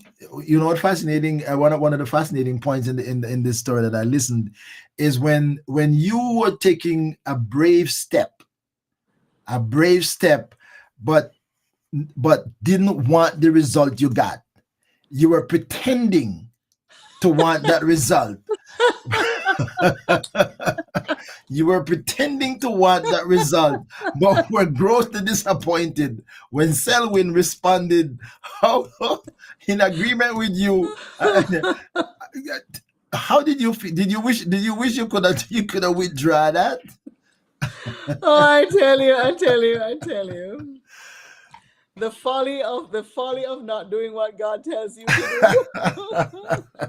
And making up your own path, and God just says, Oh, not so, my friend. my friends, if I it's in the book, so I'm not telling her story. It's in the book, and what I just got in the book, I'm just gonna give you a synopsis of that. In the book, she told you that they were really good friends, Christian people, decent people, really good close friends, trust each other, but somehow, I'm not gonna put words in her mouth. The book will speak. Somehow she wasn't too sure Selwyn was kind of where her heart was. She was looking somewhere else, and then she found out that it seemed like they had crushed for each other unknowingly. And then, when it finally came out, she was saying, what, maybe we're not sure if this is what God really wanted. But then she didn't have the courage, she said, to say it. So she decided to write it. She write it to Selwyn, and he read it. She said she ran as fast as she could. No, that's the thing. I wrote it and was going to give it to him, and I didn't. Oh, Instead, I made up my little scheme, oh, and you my scheme backfired. I know, because you were saying that maybe we should just separate from each other, and then until we find out Yes, exactly what yes, God really wanted yes, for us before we yes. go into something not against God's will. That's what she put down or presented. But she was trying to open the door to get in, and to her surprise, the man agreed. Maybe we should end up. I think we need to talk about the love that, story in that that's a another that's a whole lot of stuff. You got to come back. You have to come back. You have to come back for us to talk about that part, because that was so fascinating to me, and that is so very human. That is so very human, because we show a different face to make it look like we kind of tough and disciplined, and want it, and then we like say, oh well, okay, we'll do it like that, and said, oh my God, I wish you had taken it another way. Exactly. Oh Oh Lord. wow, that is interesting. That is really really interesting, my friends. If you get that book, I guarantee you won't regret it. I'm just at chapter 6, and they're like 2 minutes in the audio version of it, and it's a 60 plus chapters. So I still got about Yeah, it's 50 it's it's it's chapters. a pretty short. It's 60 chapters, but it's a pretty short. No, Yeah, I don't have long chapters, so right. I um, got far, and I'm gonna have to listen to the other 40, 50 chapters. They're just like a minute and 2 minutes. So in a hour, you'll be able to listen to the whole book, or how and change. And if you're driving somewhere, you could just listen and enjoy the right. um the I think the whole narration, thing is about 3 hours and something. I can't recall now, but because it's a she's little she's more than really an good. hour. But yes. Okay, she's really good at it. You won't be bored in a moment. I can tell you that. So I've heard. So I've heard. Yeah, I tell you, I'm saying, okay, yeah, really fascinating, really fascinating. Thank you for joining me, my friends. Every Wednesday, God's willing, we do another Let's Talk with the Doc. By the way, if you have a good story and you want to share it, the door is open. Email me at orbministries@gmail.com. orbministries, RIES, ministries at gmail.com, and maybe we could get you out. I'm taking note that I'm making connection with Cheryl via Diane. Okay, so we can hear your story. Everybody's story is different, so it have to be the same thing. It's fascinating that I'm talking to you, and you actually taught at Immaculate Conception. That is amazing. That's one of the most fascinating piece of it to me, because I've admired those girls for all of my young days, and to talk to a teacher about it, and I said, and this is just incredible. Nice, nice, nice to meet you, my friends. Nice to meet you. Great to meet you, my fellow July. Yeah, I'm one day One older than day. you, right? I'm just kidding. One day older. I'm born in 19, you born the 20th. But that is interesting. We have some things in common. And we That's only hope that right. our birth dates are right. They give us the right date, but we have some things in common. All right, my friends. I do ORB Ministries on Facebook. I'm beseeching my friends to subscribe to my YouTube channel, ORB Ministries on YouTube. I'm also on TikTok. I'm taking ministry everywhere where we can find people. So search for ORB Ministries. If you Google ORB Ministries, you'll find me everywhere. So just go at Orville Beckford Ministry, ORB Ministries. We're everywhere. I'd love you to journey with me as we air and hear all these fascinating stories, because maybe one of these stories would be a life changer for you. I hope to see you again next time, my friends. Thank you for stopping by and joining me, Diane. You're going to stay right there. We're going to end up where we started, right? So we're going to say goodbye to my friends on Facebook, YouTube, and Twitter. And by the way, if you're just joining us, you can go right back as soon as we say goodbye and start to listen from the beginning and get the whole story. And it's still not too late to hit your share button and let your friends listen to Diane's story. Until next time, we'll see you again on another Let's Talk with the Doc. Well, thank you for checking in on ORB Ministries. I trust that you will share with your friends, subscribe, hit the bell for notification, and stay tuned, because you never know what's next or who will join the conversation.